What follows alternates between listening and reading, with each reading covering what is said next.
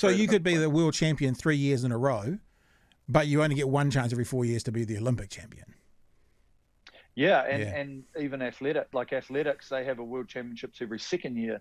So, you know, like they had theirs in 2019 and then ultimately in 2020. So every sport's completely different when they have their like pinnacle event. And obviously there are a lot of events where the Olympics is as high as you can get to.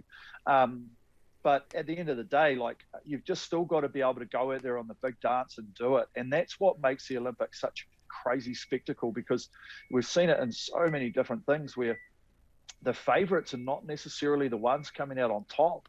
And that's what I love about the Olympic Games, is that even though you're trying to prepare for them and trying to do for it, you can miss right at the final hurdle, something goes wrong, and it's like shit, you know.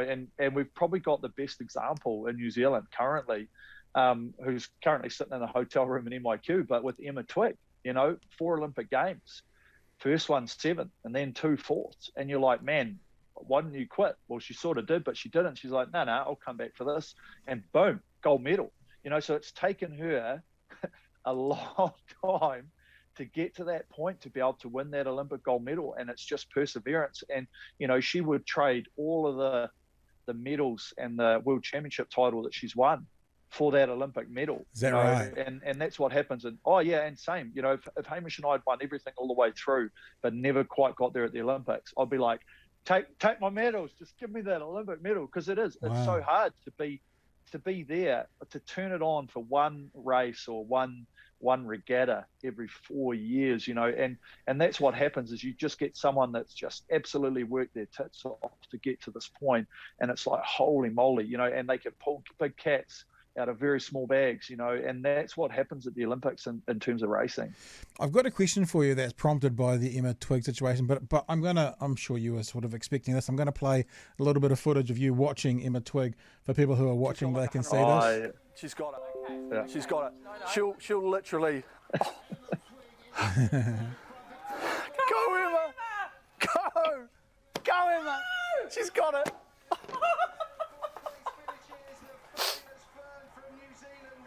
I'm going to shed a tear while I watch it. Oh, it's so good. I mean, it is emotional for everyone to watch. It's emotional for me to watch. But a couple of things. I assume, and correct me if I'm wrong, because Emma's been at it for so long, fourth gold. That's part of the emotion. You didn't seem to have the same emotion for the eights. That one, it was. But so, what was it in particular about the Emma Twigg moment that caused that emotion in you? Because I've been there when you see the heartbreak of her when she's got 4th, you know, and it's just like, wow, you know, and you see the dejection, and you just see the emotion like firsthand of like, holy cow, you know, like you've worked so hard for this and you got 4th, you know, you've missed out. Because rowing's rowing's quite, well, it's like any other one, you know, just the opportunity to win that Olympic gold medal is once every 4 years, you know. So when it doesn't go right, you literally come back and you go, okay, my next 4 years of my life, I am going to try and do it again, you know. And that's like, you commit. There's like, I'm living in Cambridge, I'm going to row every day, there's no weekends, there's no public holidays, there's no whatever, can't do this, can't do that, you know. And that's the opportunity cost that you give up for it. But of course, and then it happens again, it's like, wow, you know. And you see it happen along the way, you know, whether they don't quite achieve it at the world champs, and you go, right, there's another 12 months I've got to put behind me. So it's just part of your life. You're like, you know, get it going through, and you're just watching the turmoil and the heartbreak, and it's like, holy heck, you know. And we trained with Emma for so long, you know, just part of the program, and being there all the time, and seeing each other every day, and racing against each other every day, and training together, and going overseas and doing everything. And of course, so it's one of your friends, you know, that's just has been, I wouldn't say, you know, just hard luck, bad breaks, bits and pieces, and then all of a sudden it's them, it's their turn to shine, you know, to be in the spotlight, to be like, wow, you've finally done it, Emma.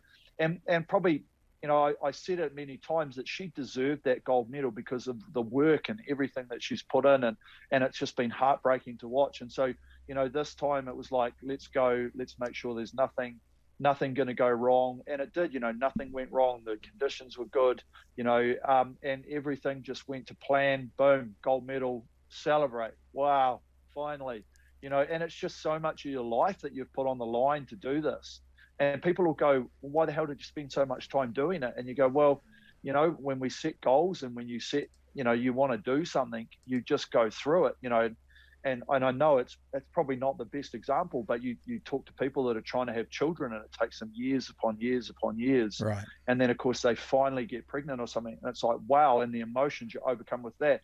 So very, very weird example, but the same thing. It's just like it's taken so long for something to happen. And for someone that's such a lovely person that deserves every bit of ounce of what she's getting, she's just been a trailblazer in the sport, single sculls, an openly gay woman, married, and she's just like, no barriers are down, just going for it. And you're like, you're amazing, and that's the thing, is how can an amazing person be so unlucky? But then finally it's come right. And that's where the emotion comes from, is because like I know the backstory between it all. And of course it's just like, wow, so good. So good.